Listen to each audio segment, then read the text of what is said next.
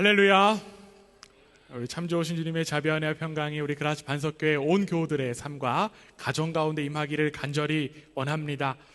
더불어 여러 가지 이유로 이 자리에 함께 나오지 못하고 예배드리지 못하는 우리 교우들에게도 주님의 위로와 소망이 가득하기를 간절히 원합니다. 우리 그리스도인들에게는요, 크거나 작은 그러면 한 가지 소망들이 있습니다. 바로 자신의 삶을 통하여서 하나님의 영광을 나타내고 싶어 한다는 것입니다. 여러분들은 하나님의 영광 나타내고 싶으십니까? 여기는 별로 소망이 없으신가 봐요? 네, 감사합니다. 그런데 문제는요, 하나님의 영광을 나타내고 싶다라고 하지만 하나님의 영광을 나타내는 것이 무엇인지 잘 모른다라고 하는 것이죠. 단순히 어떠한 자리, 예를 들면 시상식의 자리 같은 데에 올라가서 좋은 결과를 이루었을 때 하나님의 영광 나타낸다라고 여기곤 합니다. 그런데 여러분, 하나님의 영광 나타내는 것, 그 하나님의 영광이라고 하는 말만 한다라고 해서 드러나는 것 절대로 아닙니다. 하나님의 영광은요, 우리의 삶, 우리의 착한 행실들을 통해서 무슨 일을 하든지 간에 그 가운데 하나님이 살아계시다라고 하는 것, 하나님이 다스리신다라고 하는 것이 나타나는 것, 그것이 바로 하나님 영광 나타내는 삶이라고 하는 것입니다. 우리는 삶에서 참 너무나도 많이 오해하고 있고 어려워하고 있는 부분들인데요, 여러분들의 삶은 어떻습니까? 혹시라도 하나님 영광 나타내고 싶다라고 하면서 여전히 내 만족과 유익에 집중하고 있는 우리의 모습은 있지 않습니까? 오늘 우리는 말씀을 통해서 도대체 하나님의 영광이 나타나는 삶이 어떤 삶인가를 함께 살펴보고자 합니다. 오늘 우리가 함께 읽은 성경 본문이요, 사사기 3장입니다. 지난주에 있는 사사기 3장에 누가 나왔죠? 누가 나왔습니까? 우리 서연이가 딱 옆에서 대답해 주네요. 누가 나왔나요? 네, 온니엘이 나왔어요. 두 번째 사사, 오늘 누가 나옵니까? 에훗. 네, 에훗이 나옵니다. 에훗이라고 하는 이름의 뜻이 바로 영광이 어디에 있는가라고 하는 뜻이에요. 우리는 영광이 어디에 있는가를 삶으로 나타낸 이 에훗을 말씀을 통해서 함께 확인해 보면서 도대체 영광 나타내는 삶이 무엇인지, 그리고 하나님의 영광을 경험하는 이 은혜의 시간 되기를 간절히 원합니다. 에훗이라고 하면 여러분 혹시 떠오르는 이미지 있으십니까? 그렇죠. 왼손잡이에요. 서연이만 특별한 교육을 받았나 봐요. 네. 에훗하면 왼손잡이다라고 이야기할 수 있어요. 오늘 성경 본문에 이렇게 되어 있습니다. 오늘 본문 15절 이렇게 나와 있습니다. 함께 읽습니다. 시작. 이스라엘 자손이 여호와께 부르짖음에 여호와께서 그들을 위하여 한 구원자를 세우셨으니 그는 곧 베냐민 사람 게라의 아들 왼손잡이 에훗이라. 이스라엘 자손이 그를 통하여 모압 왕 에글론에게 공물을 바칠 때에. 에훗 하면 왼손잡이가 떠올라요. 혹시 여기 왼손잡이 있으십니까? 왼손잡이 에훗과 같으신 분이시군요. 네. 에훗이 왼손잡이다 보니까 왼손잡이 에훗하니까 왼손잡이 분들에게는 뭔가 조금 더 공감되기도 하고 위로가 되는 것도 사실인 것 같아요. 물론 이 왼손잡이 에훗이라고 하는 이미지 우리가 이해하는 데 도움이 되기도 하지만 때로는 이 왼손잡이라고 하는 이 표현으로 인하여서 우리가 성경을 제대로 이해하는 데 어려움을 갖기도 합니다. 이 왼손잡이 에훗, 이 왼손잡이라고 하는 이 표현을요, 히브리어 원어로 좀 살펴보면요, 이게 쉽게 왼손잡이다라고 이야기하기가 조금 어려운 부분이 확인할 수 있습니다. 왜냐하면 이 왼손잡이로 쓰여진 이 히브리어 원어에는요, 해석이 불가한 단어가 기록되어 있어요. 그렇기 때문에 추측해서 왼손잡이 이렇게 나올 뿐이지 우리는 정확하게 해석이 좀 필요한 부분이라고 하는 거예요. 근데 이 단어의 뜻을 모르기 때문에 그냥 다들 추측할 뿐이니까 쉽게 왼손잡이다, 아니면 오른손이 다쳤을 것이다, 이러한저러한 해석들이 난무할 테지만 저는 조금 도움을 받고자 합니다. 어떠한 도움을 좀 받고자 하냐면요, 우리 지금보다 더 옛날, 이 성경이 처음 쓰여졌거나 성경이 처음 전해졌던 그 사람들의 성경을 통해서 조금 더 정확한 해석의 도움을 받고자 합니다. 옛날에는요, 히브리어를 사용하던 사람들이, 이스라엘 민족들이 흩어졌어요. 흩어져 있던 사람들 가운데 특별히 이집트에서 한 공동체를 머물며 있었던 사람들이 있었습니다. 이집트에서 공동체를 머물며 있었던 사람들이요, 한 가지 문제가 생겼어요. 그곳에서 시간이 지나다 보니까 세대가 바뀌잖아요. 2세대, 3세대 지나가다 보니까 2세대, 3세대들이 히브리어를 읽을 수 있을까요? 없을까요? 없어요. 그러다 보니까 성경을 못 읽게 되잖아요. 그러기 때문에 이들에게 성경을 번역해 주었습니다. 성경을 번역했는데 그 언어가 바로 그리스어예요.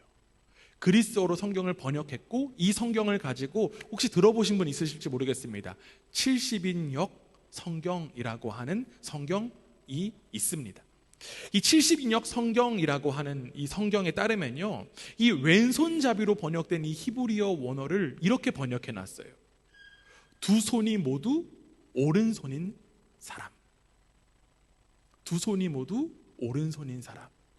그러면 어떤 의미가 될까요? 단순히 왼손잡이가 아니라 그렇죠, 양손잡이가 될 수 있습니다. 에웃이 양손잡이라고 하는 것은 어떠한 의미일까요?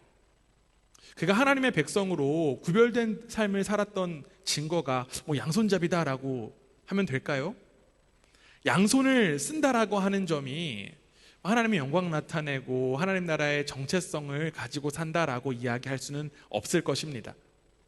그런데 여러분, 여기서 우리가 지나친 한 가지 중요한 사실이 있어요. 에웃을 설명할 때 지금 방금 우리가 15절을 읽었는데, 이 왼손잡이에 집중하다 보니까 우리가 놓친 한 표현이 있다라고 하는 거예요. 어떤 부분을 우리가 놓쳤을까요? 누구의? 그쵸, 아들이고 그는 그쵸, 베냐민 족속이다. 15절에 따르면 베냐민 사람 게라의 아들이라고 하는 표현이 나옵니다. 특별히 여기 베냐민이라고 하는 표현에 조금 시선을 두었으면 좋겠어요. 여러분, 베냐민 누구입니까? 그쵸, 야곱의 아들이고요, 동시에 요셉의 동생입니다. 그런데 지금 여기 나와 있는 본문에는요, 이 야곱의 아들이고 요셉의 동생인 그 베냐민을 의미하는 표현의 베냐민이 아닙니다. 다른 표현을 사용했어요. 다른 표현을 사용하면서 지금 베냐민이라고 하는 설명을 했습니다. 어떤 표현을 사용했냐라고 하면, 아들이라고 하는 뜻의 명사 벤과 힘이라고 하는 명사 야민이 붙었어요. 그러면 어떤 의미가 될까요? 오른손의 아들, 오른손의 아들이라고 하는 표현이 됩니다. 여러분, 성경에는 오른쪽이요, 굉장히 중요한 쪽입니다. 왜 그럴까요? 오른쪽에 누가 계시기 때문에? 그렇죠, 하나님이 계시기 때문에 하나님의 방향은 오른쪽이다라고 이야기할 수 있어요. 성경에 보면요, 강하신 오른팔로 나를 붙잡아 주소서, 이런 표현들 나오잖아요. 하나님의 방향은 오른쪽입니다. 이러한 의미에서 하나님의 도우심으로 살았던 삶을 지금 성경의 기자는 이야기하고 있다라고 하는 거예요. 성경은 그가 왼손잡이, 양손잡이이기 이전에 하나님만의 도움, 하나님의 힘으로 살았던 사람이다라는 것을 베냐민이라고 하는 표현을 통해서 설명하고 있다라고 하는 거예요. 결국 이 에웃은요, 그 당시 이스라엘 사람들이 모두 모압이라고 하는 세상의 가치, 모압에 빠져 살았을 때 하나님의 도우심만을 붙잡고 살았던 사람이라고 하는 것입니다. 당시 사람들은요, 조금 더 문명화되고 안정된 삶을 위해서 모압을 선택했지만 에웃은 달랐다라고 하는 거예요. 그는 자신의 이름처럼 영광은 하나님께 있다라고 하는 사실을 믿었고 삶에서 그 사실을 나타냈던 사람이었습니다. 에웃은 세상과 구별되어 다른 길을 걸어갔던 사람이다라고 이야기할 수 있어요. 이처럼 하나님은요, 세상과 구별된 그 한 사람을 원하시는 줄 믿습니다. 그리고 그 사람을 통하여서 하나님의 살아계심, 하나님의 영광이 나타나게 될 줄 믿습니다. 하나님의 정체성을 온전히 지킨 그 한 사람을 통하여서 하나님 일하십니다. 이제 이 에웃은요, 모압 왕 에글론을 죽이기 위해서 요단강을 건너갑니다. 요단강을 건너가요. 아주 사명감 가지고 건너갔을 거예요. 에글론을 죽이기 위해서 에웃은요, 좌우에 날선 칼을 품고 나아갔습니다. 에훗은요, 명목상 에글론에게 공물을 바치기 위해서 나아갔다라고 성경은 기록합니다. 그런데 어떠한 결과를 맞이할까요? 에훗이 에글론 앞에 섰을 때 아무 말도 하지 못합니다. 아무 말도 하지 못하는 그런 마음이 들었을 수도 있고요, 상황이 들었을 수도 있어요. 뭐 어떠하다라고 성경은 이야기하지 않습니다. 성경은 어떻게 이야기하냐면 그가 왕궁을 나와서 다시 돌아감을 이야기하고 있습니다. 아마 무서웠을 수도 있을 것 같아요. 두려웠을 수도 있을 것 같습니다. 아무리 하나님의 영광을 품고 호기롭게 나왔지만 한 인간이 왕을 암살한다라고 하는 것 절대로 쉬운 일 아니기 때문에 무서웠을 거예요. 이렇게 에글론을 죽이는 일을 실패하고 돌아가던 에훗, 발걸음이 어딘가에 멈추게 되었어요. 그 어딘가가 어디인지 말씀을 통해 찾아봅니다. 오늘 본문 19절에 이렇게 되어 있습니다. 함께 읽습니다. 시작.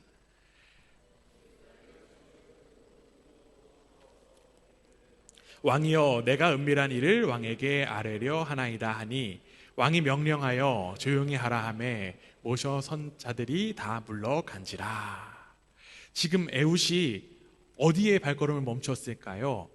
요단강을 건너기에 앞서 어디에?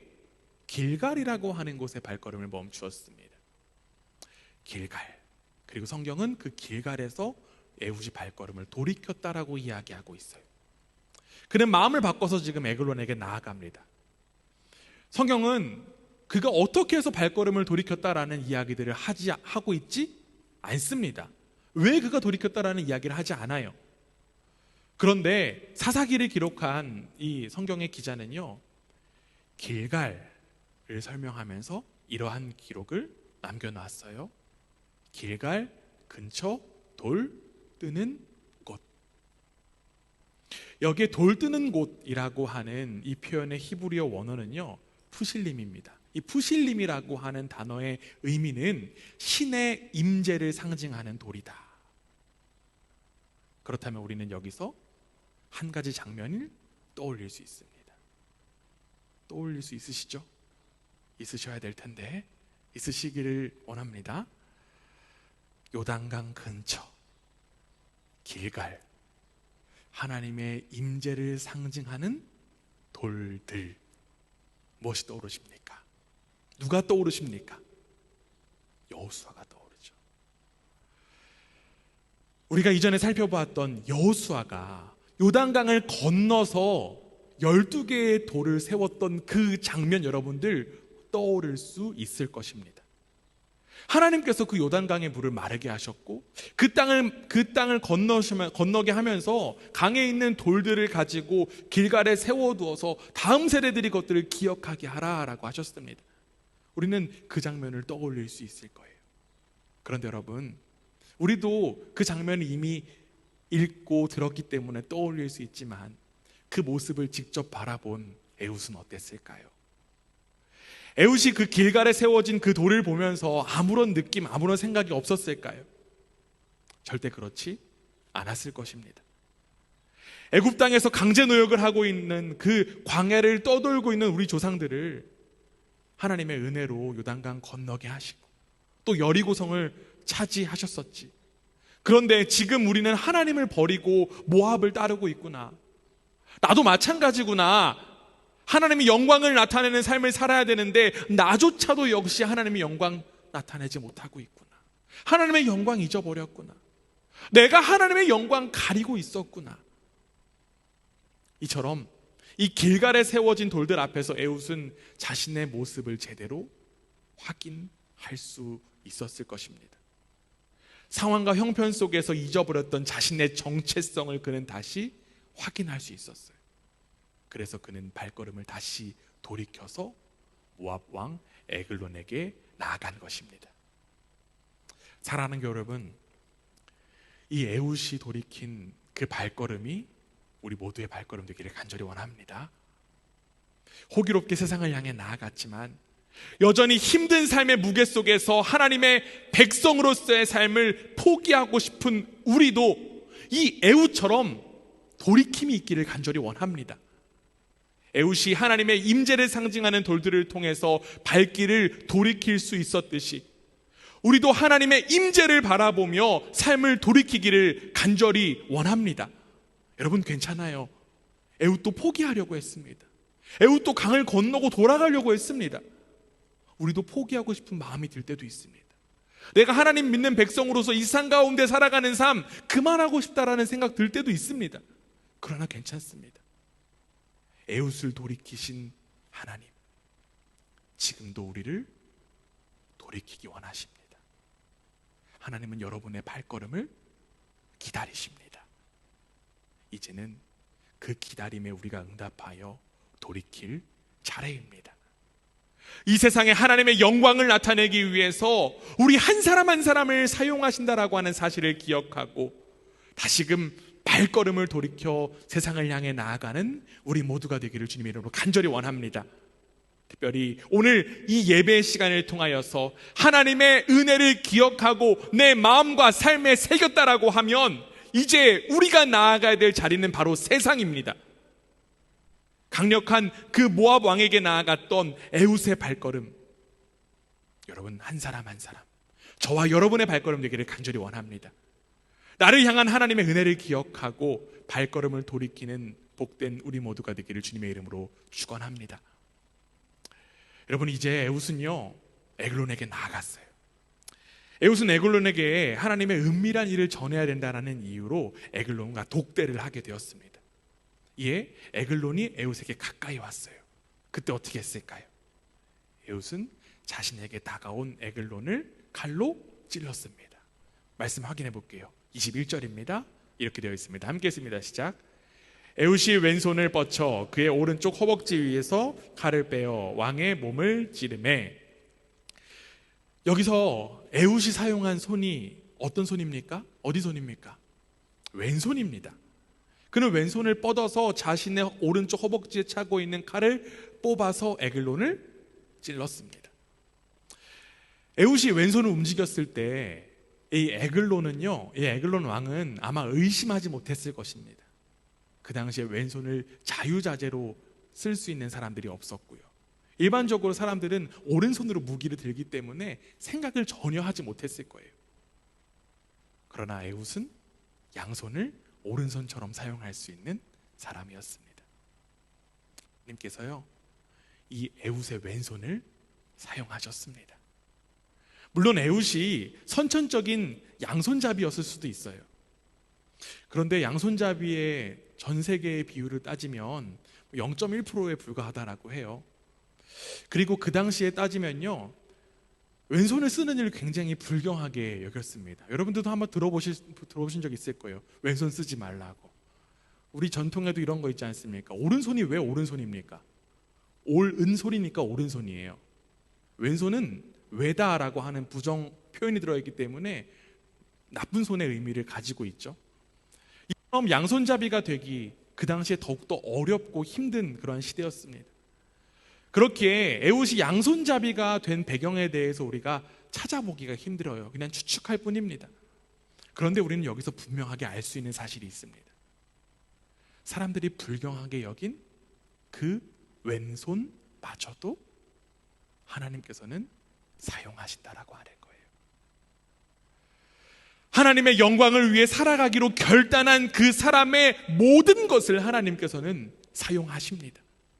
결국 에훗이 양손을 썼기 때문에 하나님께서 사용하신 것이 아니라 그가 한쪽 손만 사용했어도, 그가 오른쪽만 사용했어도, 때로는 그가 아무 손도 사용하지 못했을지라도 하나님은 그를 통해서 역사하실 줄 믿습니다. 우리가 가진 그 모든 것이 바로 하나님의 영광을 나타내는 도구가 될 수 있기 때문에 그래요. 사실 에훗이 이 왼손을 쓸 수 있다라고 하는 것 어쩌면 아무것도 아니에요. 그러나 진정 중요한 것은 그가 하나님의 도우심으로만 사는 사람이었다라고 하는 사실입니다. 그가 쓰임받은 비결, 결국 하나님의 영광만으로 사는 사람이었다라고 하는 거예요. 결국 우리가 이 땅에서 살아가는 비결, 하나님의 영광 속에 거하는 것뿐입니다.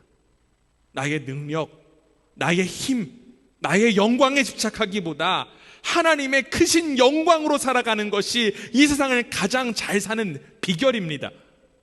하나님께서 그 삶을 직접 인도하시고 직접 나타내실 것이기 때문입니다. 우리는 단지 하나님의 왼손이 되어 쓰임 받을 뿐입니다. 우리가 가지고 있는 그 무엇이나 하나님의 강하신 오른손이 임하게 되면 하나님의 영광 나타낼 수 있습니다. 오늘 설교의 제목처럼 영광 어디에 있을까요? 바로 하나님을 주인으로 모신 저와 여러분의 삶에 하나님의 영광이 담겨 있는 줄 믿습니다. 길갈에서 발걸음을 돌이킨 이 에훗, 오늘도 이 시간 나를 향하신 그 주님의 은혜를 기억하며 발걸음을 돌이켜 하나님의 영광 나타내는 우리 그라치 반석교회 되기를 간절히 원합니다. 주저하며 빙글빙글 도는 발걸음이 아니라 하나님의 영광을 위해서 담대하게 나아가는 여러분의 그 삶을 성령 하나님께서 반드시 동행하여 주실 것을 믿습니다. 여러분들의 그 구별된 모습, 하나님만 의지하고 하나님만 주인으로 모시며 살아가는 그 모습, 이 세상에 하나님의 살아계심을 나타내는 데 귀쓰임 받게 될 줄 믿습니다. 하나님의 영광을 나타내는 삶이 가장 복된 삶임을 기억하며 구별된 삶으로 그 삶을 누리는 복된 우리 모두가 되기를 주님의 이름으로 축원합니다. 아멘.